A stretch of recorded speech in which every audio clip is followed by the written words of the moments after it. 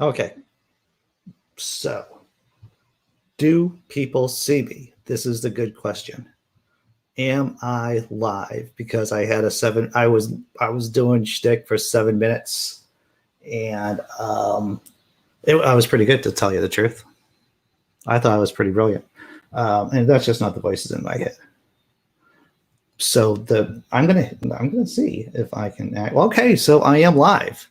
I am live. I don't know what happened. This has never occurred to me. This has never happened before. I feel like I should be taking some kind of medication and seeing my doctor. Right, doctor. I don't know what happened, everyone. Did someone say that this happened to Rage too? Because I did 7 minutes. It was a good 7 minutes, and just not to us. Who did it stream to, Rage? Who did it stream to? I'm thinking to myself, oh, I did talk, I just watched the playback from the other one. You two saved it. How weird is that? Huh? Well, thankfully, I didn't go into any of the news stories. I'm just going to start going into news. I'm just going to go into the news. You did it for 30 minutes, Rage? Oh, man, that sucks. That's horrible. Yeah, for me, well, I guess this is one of the benefits of me running these type of shows is that I'm constantly looking at the chat. And so I saw the girlfriend making the comment, like, I don't know what's going on up there. And all of a sudden I'm going, oh, StreamYard's been weird lately. So, and then I realized it was a YouTube dysfunction. That's what it was. It was YouTube dysfunction. And it's obviously a plot, John Hudson, by the lizard people, by space lasers. I don't know what. Yeah, Rage. 30 minutes, dude. That's hard. That is hard.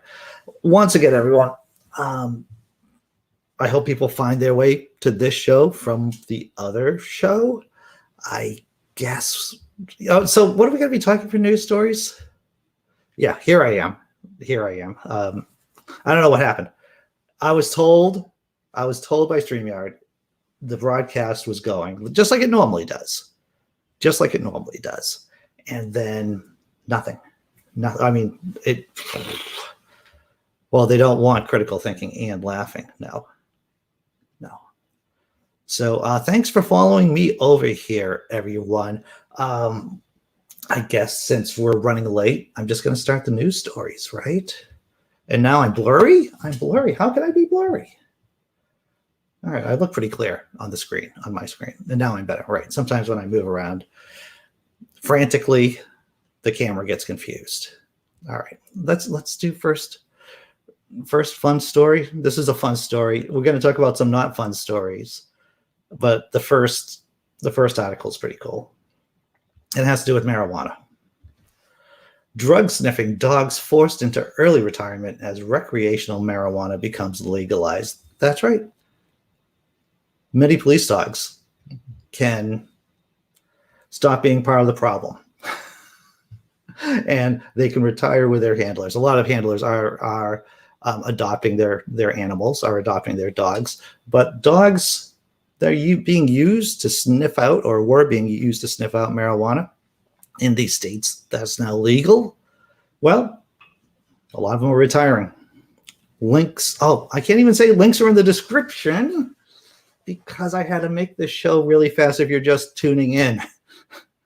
My first show was destroyed. It wasn't destroyed. It was undermined by StreamYard and YouTube. I don't know what happened, to tell you the truth. But if you want to look at the links to these stories, you have to go to the other show that I streamed for 7 minutes that barely anyone saw. The links to the stories are in the description over there, everyone.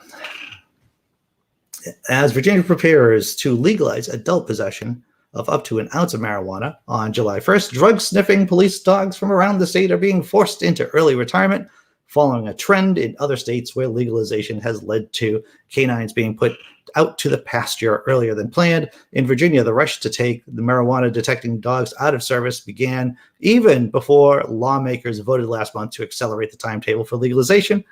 A separate law that went into effect in March prohibits police from stopping or searching anyone based solely on the odor of marijuana.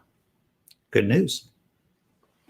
Virginia State Police are retiring 13 canines, while many smaller police departments and sheriff's offices are retiring 1 or 2 dogs. Most are in the process of purchasing and training new dogs to detect only illicit drugs, including cocaine, heroin, methamphetamines. Some departments are unable to afford up to $15,000 to buy and train a new dog, so they're disbanding their canine units. It's funny how the fact that we are gradually winning the war on drugs, and this should come to no surprise to anyone who's been paying attention. When drugs are winning the war on drugs, that means that some of the more pernicious aspects of the police department gets to disappear, like the canine units, right? People are afraid of canine units. And if you're thinking about police there just being to protect and serve, a lot of the times these canine units are just used as a terror tactic. The dogs trained on multiple drugs alert in the same way for all of them. So it's impossible to tell whether, that's a horrible sentence, whether they are indicating the presence of marijuana or an illicit drug. The dogs also cannot distinguish between a small legal amount of marijuana or a larger, still illegal amount of the drug. For police, that means they can no longer be used to establish probable cause for a search. We don't want our dogs trained in marijuana because that could be a defense an attorney would raise for a client to say, which odor did the canine alert on? Was it marijuana or was it an illegal drug? Said Bedford County Sheriff Mike Miller. What that horrible sentence was trying to explain was the fact that most of the dogs right now are being trained or have been trained in marijuana and cocaine and methamphetamines. And the dogs present, the dogs in use right now, you just can't tell the dog, hey, stop. We don't need you to smell out marijuana anymore. That's not necessary. The dog's still going to do it. And the thing is, let's say the dog is responding to a marijuana smell but happens to find cocaine, which should be legalized anyway, mind you. And that means that case could just be thrown out of court. One last panel. 2017 ruling from the Colorado Court of Appeals solidified concerns that using marijuana-trained dogs in places where the drug is illegal may not withstand legal challenges. Kilo, I'm going to pronounce it Kilo, a Moffat County Sheriff's Office dog trained on multiple drugs alerted on a man's truck during a 2015 traffic stop. Officers found a methamphetamine pipe containing white residue.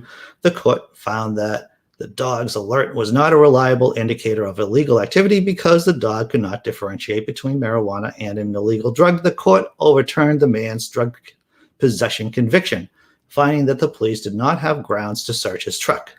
The ruling was later upheld by the Colorado Supreme Court. Good job, Colorado. Good job. We'll see how many other people have found their way over to the show. Yeah, I don't think they can do that. I don't know. I don't know, Tesla Ranger. That is a good question. I am not, I actually have a friend who's a dog trainer, though she does not train police dogs. And so they're just retiring a whole generation, it sounds like, of dogs trained for multiple drug use, for marijuana as well as the other drugs. And now there's a whole new cohort of animals coming up that aren't trained for marijuana, to smelling out marijuana. Willie Ignorant. Well said, Willie Ignorant. I like this. Dogs are snitches. A cat would never show the narcs with your statches. Thank you, Simply Secular Dave. Here's the link, which was in the old show. This is the new show. If you're just tuning in now, StreamYard and YouTube sabotaged the first version of this show, so I had to create a new one really fast. So I don't have any of the descriptions below. But thank you, Dave, for putting that link in. I can put in the links later. That's right, Jesse Bear. I can. And thank you, Robert X, for asking people to, the funny thing about it, I was really good. The first time I streamed for that 7 minutes, I asked people to hit the like button and to subscribe and all that other stuff. But thanks for reminding me that I should be saying those things here too. All right. I think growing up in the 1970s, I had a dog that was good at detecting marijuana. If he didn't react, I did not buy the marijuana. I like that. I like that a lot, Vesta. That's smart. All right. First story down. Now it's all going to go crazy from here. All the stories after this, it's just going to go into this maelstrom, into the maelstrom of insanity and craziness. And I don't know what you all did during the weekend. I went over to Providence with my girlfriend, and we found H.P. Lovecraft's gravesite. Took a picture, and we're talking about going into the maelstrom of insanity. It just made me think of our lovely visit at the gravesite of H.P. Lovecraft, the horror writer, over the weekend. So what's the next story? All right, well, you probably have heard about this. If you were watching Atheists Drinking Out Loud on Saturday, Neil the 604 Atheist brought this up. It is a dark story, and one that we've heard many times in different countries, and now Canada. Unthinkable discovery in Canada as remains of 215 children found buried near a residential school. This is not, unfortunately, unthinkable. This is not, unfortunately, unthinkable. When I tell you the tale, you'll be like, I've heard this story before in different countries, and it's sad, but unfortunately, it is definitely not unthinkable. CNN. The gruesome discovery took decades, and for some survivors of the Kamloops Indian residential school in Canada, the confirmation that children as young as 3 were buried on school grounds crystallizes the sorrow they have carried all their lives. I lost my heart. It was so much hurt and pain to finally hear for the outside world, to finally hear what we assumed was happening there, said Harvey McLeod, who attended the school for 2 years in the late 1960s, and in a telephone interview with CNN Friday. The story is so real that yesterday it became real for a lot of us in the community, he said. I'm not going to try to pronounce this native tribe. I don't even know. I would just butcher it. So I'm going to say that particular native tribe community in the southern interior of British Columbia, where the school was located, released a statement late Thursday saying an unthinkable loss that was spoken but never documented was confirmed. This past weekend, with the help of ground-penetrating radar specialists, the stark truth of the preliminary findings came to light. The confirmation of the remains of 215 children who were the students of the Kamloops Indian Residential School, said Chief Roseanne Casimir of the tribal community. To our knowledge, these missing children are undocumented deaths, she said in a statement. For decades, McLeod says, he and former students like him would wonder what had happened to friends and classmates. Sometimes people didn't come back. We were happy for them. We thought they ran away, not knowing if they did or whatever happened to them, said McLeod, who now serves as chief of British Columbia's Upper Nicola Band. There were discussions that this may have happened, that they may have passed, he says, adding, what I realized yesterday was how strong I was as a little boy, how strong I was to be here today, because I know a lot of people didn't go home. The Kamloops Indian Residential School was one of the largest in India and operated from the late 19th century to the late 1970s. It was opened and run by the Catholic Church until the federal government took over in the late 1960s. So the school was ran by the Catholic Church from the point it was open until the federal government took over in the 1970s. And,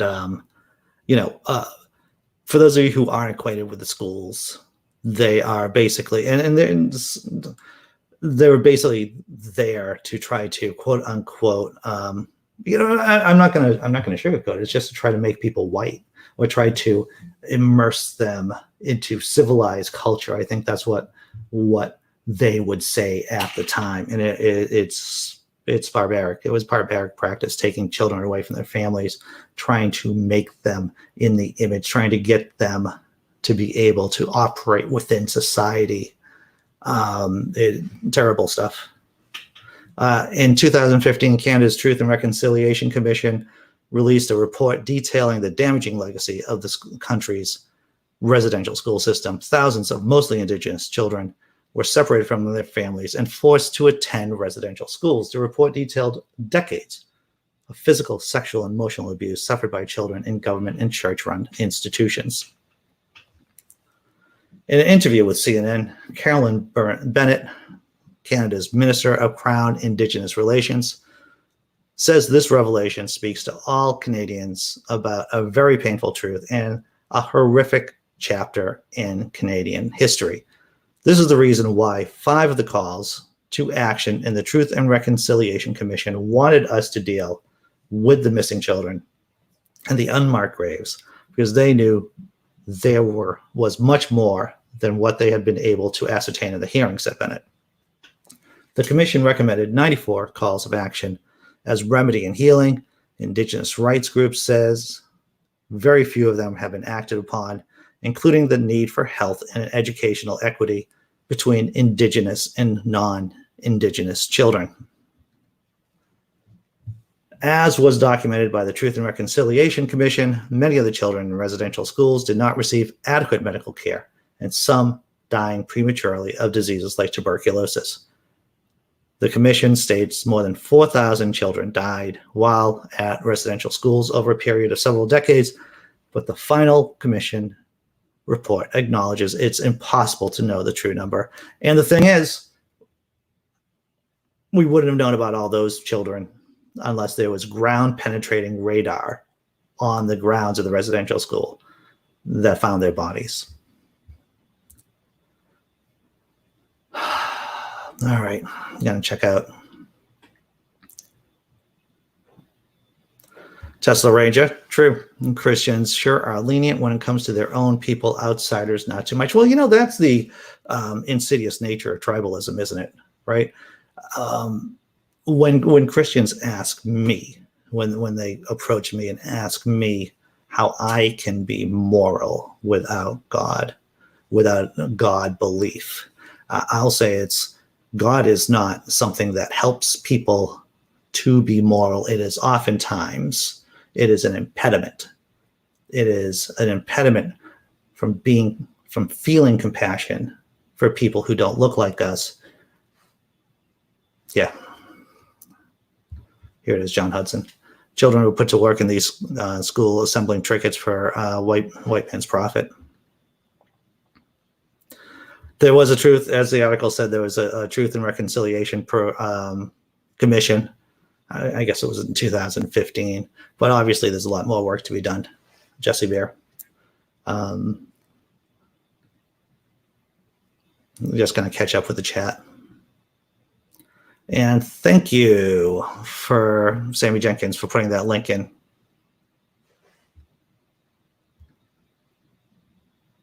Yeah. All right. Yeah, thanks for adding that link in, everyone. So, yeah, if it wasn't for the ground, and once again, who knows how many other bodies are going to be found in different sites. We'll probably be hearing about this type of story for who knows how long. Yeah, and people wonder why Native peoples can be so untrusting to others. They've been abused and killed for so long. And the thing is about this, Jesse Bear, and we're going to be covering this in one of our next stories about how COVID-19 is still raging amongst the unvaccinated.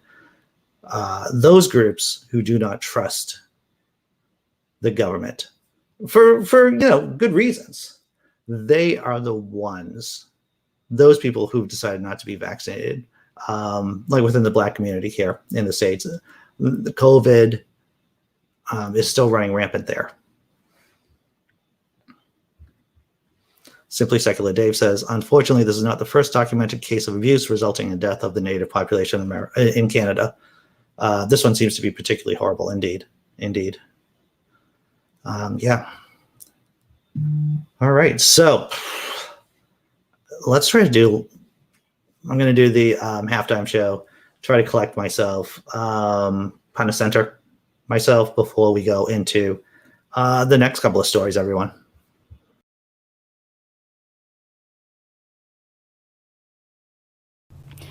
Good afternoon, everyone. Thank you for coming to the meeting. This meeting is going to be about all the barking that has been going on today, even though there has been nothing to bark at. So,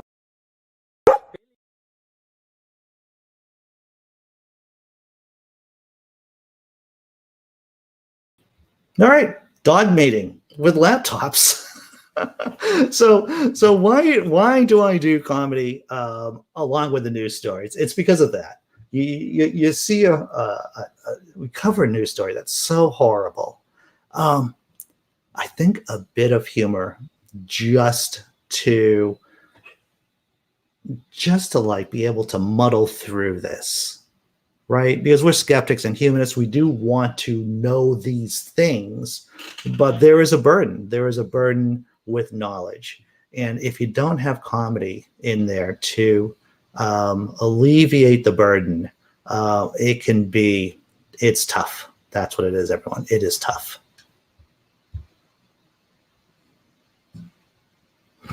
Simply Secular Dave. Indeed, cats are better than dogs. All right. So let's go to this story. We mentioned this for a few minutes with Daniel Fisk Bennett last night on The Late Show about a police officer who mocked the virus, mocked face masks, and now he's no longer with us due to COVID. Let's take a look at this story. You know, that last story, everyone, I want to tell you this. That last story about the kids being found in Canada has taken all the air out of my Schadenfreude balloon right now. Because I could have gotten some Schadenfreude out of this story. But even now, it's like, oh, well, this is just effing sad. Okay, I'm going to try to get through this. Anti-vaxxer sheriff's deputy dies from COVID-19 complications shortly after mocking the vaccine on Facebook. Not only was he, now you might find this surprising, this guy, kind of a dick. Let's just take a look at the story.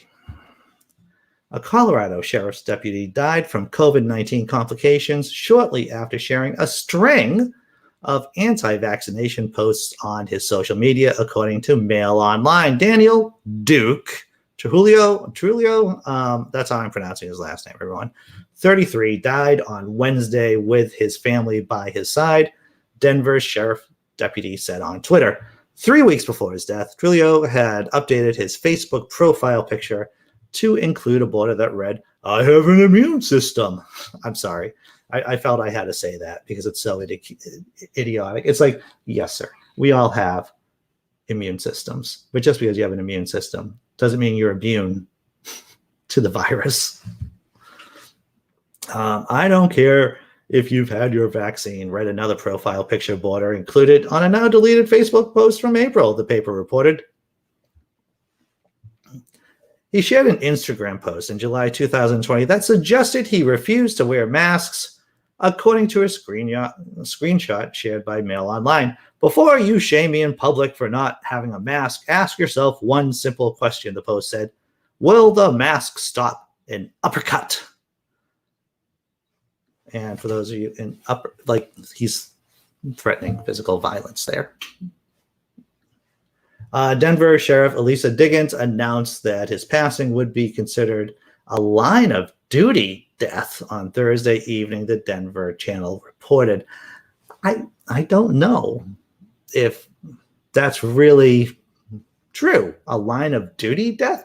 He decided to, act in a way that endangered himself. And when you think about it, he could have infected other people. And is that honorable? A line of duty death? Because a line of duty death, just that term, makes it sound like he was acting in an honorable way, which is not true. He is the second Denver sheriff deputy to die of COVID-19 complications this month, the local media outlet said. Deputy James Herrera, oh man, I just butchered that name too, also died from the coronavirus on May 16th. Both had been eligible for a vaccine since January. Denver Sheriff Department spokeswoman Daria Cerna told Canon City that link there. So this guy, he had a chance, everyone.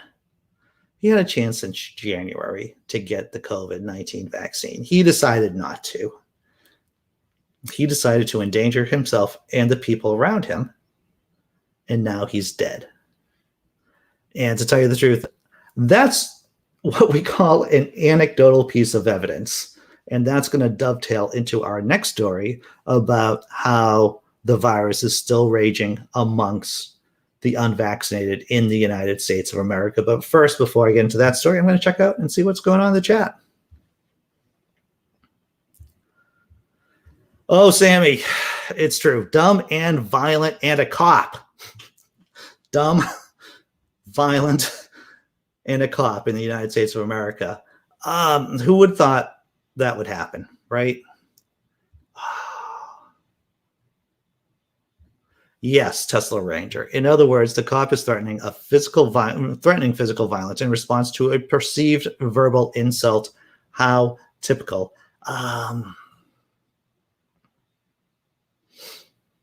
Yes, I got both my vaccines, so my immune system can protect me. Jesse Bear writes, vaccines only work if you have an immune system. There are just a lot of people who just did not attend high school biology. Right? They just snooze through those classes. Well, this is true, girlfriend. Your immune system has never seen a novel virus. That's why novel. See, now novel viruses aren't like they have books. A novel virus isn't like Pride and Prejudice, that the virus is reading a Jane Austen novel. No. And maybe people, I suppose if you slept through high school biology, you don't know what the word novel means either, or the different uses of the word novel, new virus.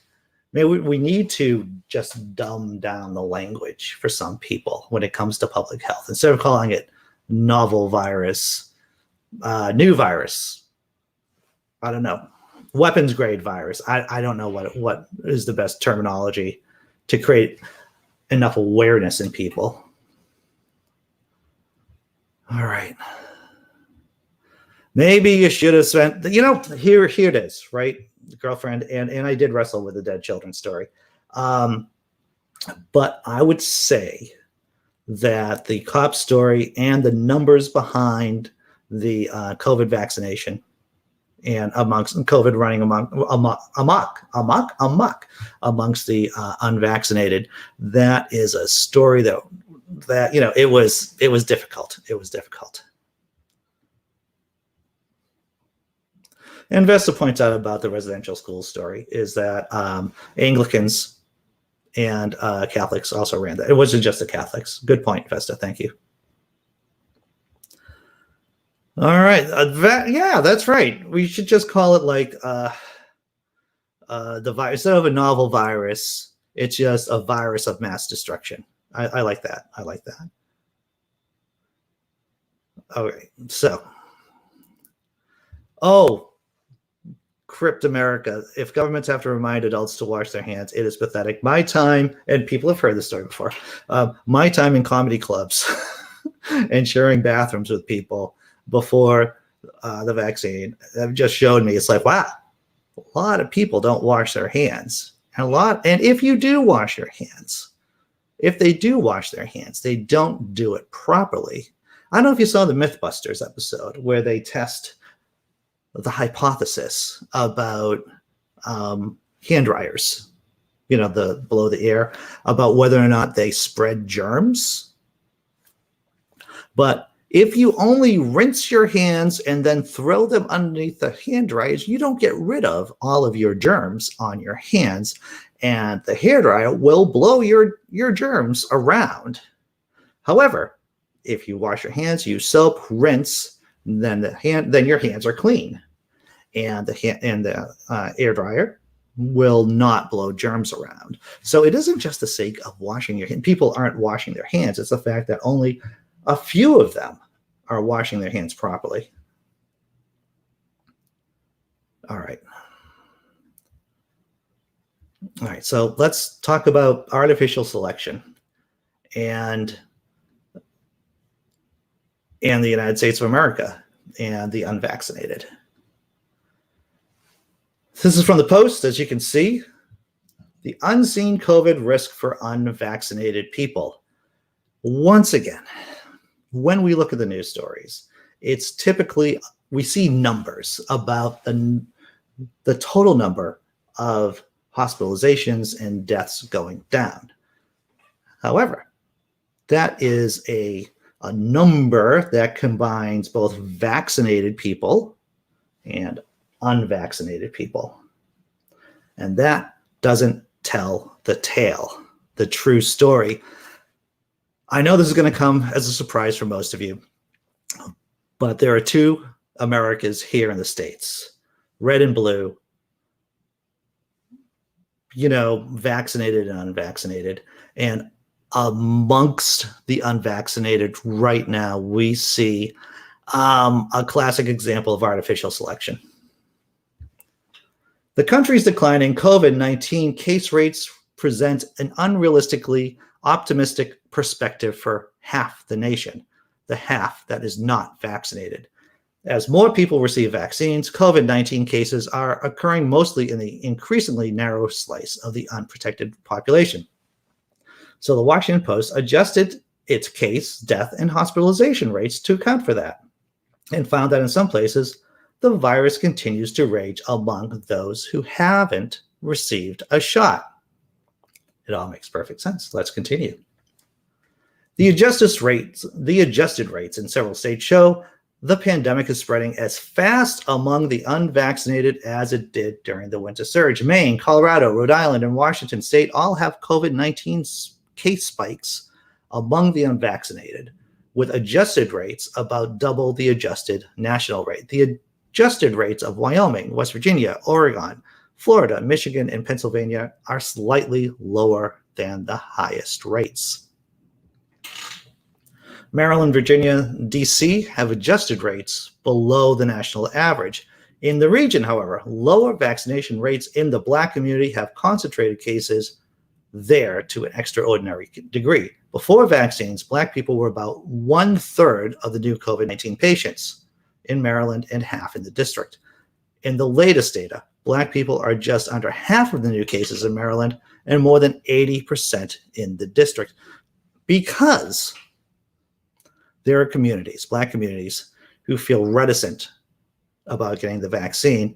The percentage of people being hospitalized and being infected are in those communities. And it makes sense when you think about it. It's just that we don't hear this story a lot right now.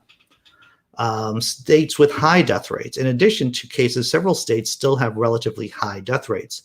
Coronavirus vaccines are virtually perfect in preventing deaths, so the decline in deaths nationally hides the steady COVID rate among unvaccinated people. And I think this is why you show up here, everyone. Sure, we talk, we laugh, we have a great community, but I feel that we cover stories here we cover certain kind of a Freakonomics aspect of the news cycle, and that we really want to find the signal through the noise and what the real story is.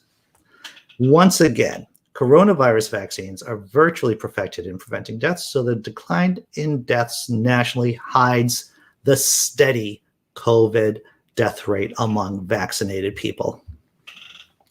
Unvaccinated young adults in Maryland have the same infection rate as they had in the January surge, according to the state analysis.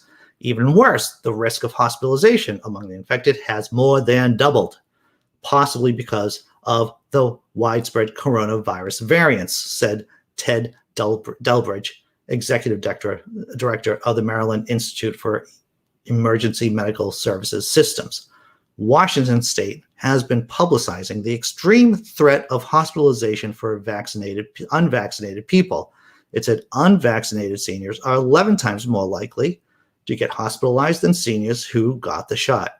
For unvaccinated people aged 45 to 64, the chance of COVID hospitalization is 18 times higher. We are seeing a culling, is it a culling? Just of people who refuse to get vaccinated. It looks like they're just going to be decimated. That group, that population that refuses to get vaccinated in the face of a pandemic, their ranks are going to be decimated. Check out the chat.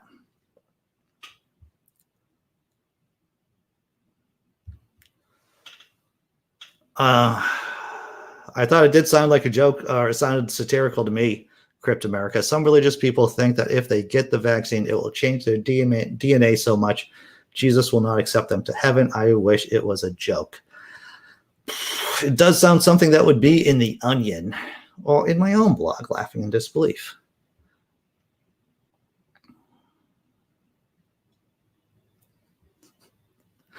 Let's see. Let's see what else is going on here in the chat.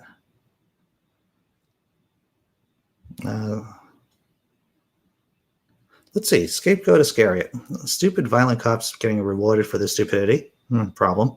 People don't know how to wash their hands. Double bad problem. Religious people murdering children. Horrible. This is why scapegoat.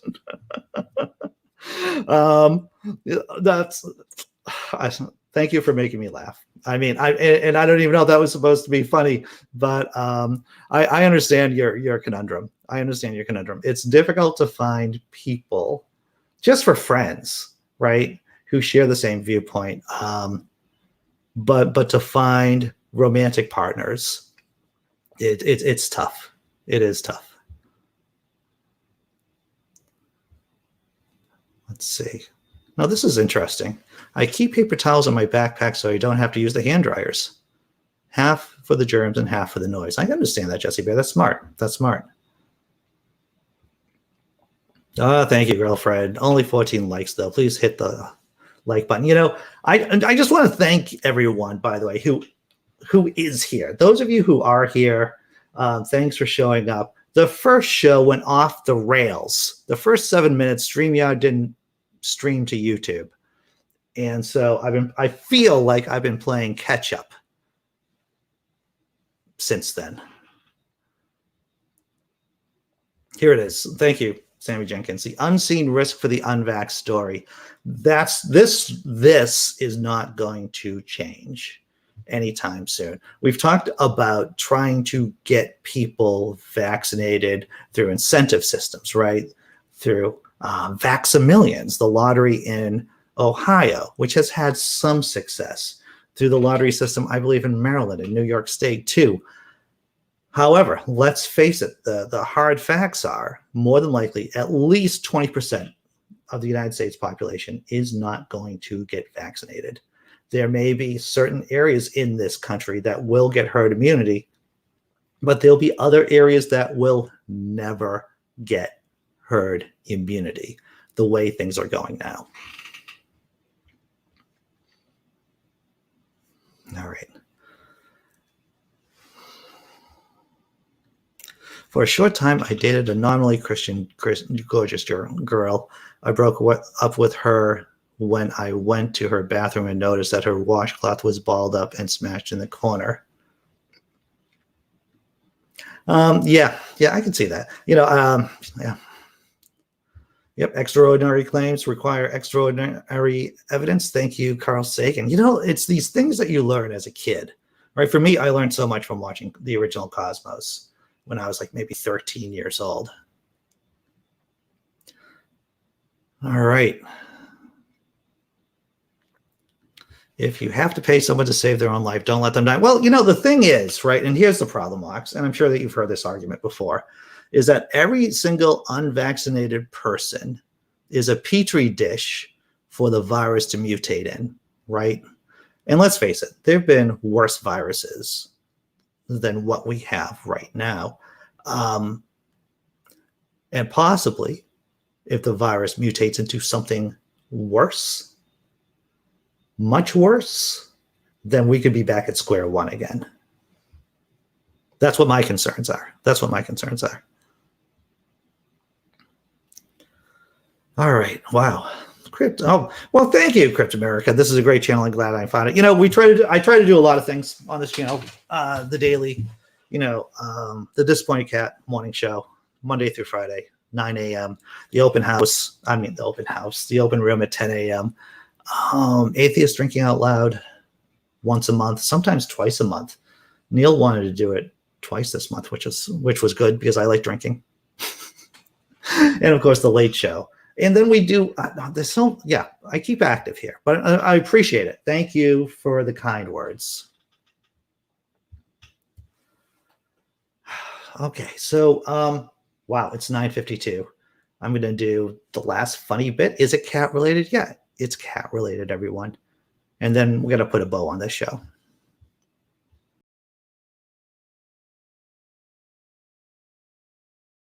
I'm here with Frog and Newt reporting live in Cat City. You guys want to do some more impressions? Yeah! All right, great. Let's take some requests, huh?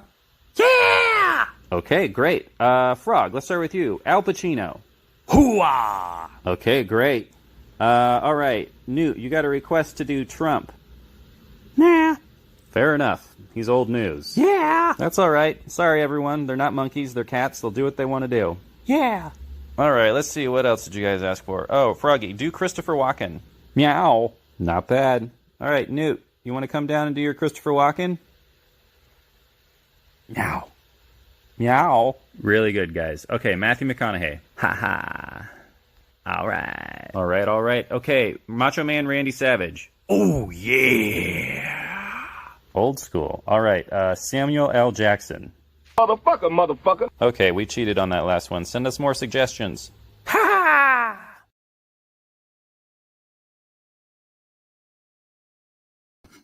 Well, if that doesn't put a smile on your face, I don't know what does, everyone. So the gentleman who does those cat videos, he's a comedian and he's also a tinkerer.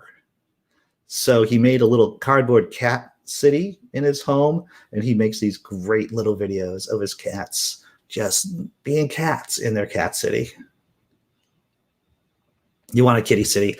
Oh, my fictitious girlfriend. It is adorable. All right. Everything about that clip was awesome. Indeed, Gary Priestley. All right, so the link to the after party was in the first show. The next live stream coming up in 5 minutes. That's going to be, if you want to show up, that'd be great. If you want to be part of the show, there's a link to the backstage you can click, and then you're just going to hang out with us. We'll talk for like an hour. Might be 45 minutes today because of work stuff I have to do. And we had a medical emergency last night, but I'll talk about that. In the after show. I'm going to do my thank you video for my patrons and YouTube members. You'll notice probably if you tried to super chat or anything like that for this show, you weren't able to because I wasn't able to hit the monetization button because, StreamYard screwed me. YouTube kind of did that too. So, link to that cat show. So let's see what the actual name. You know what? I'll talk to you about it in the after show because I gotta get things moving. All right, so let's do the thank you video, and then I'll see you at 10.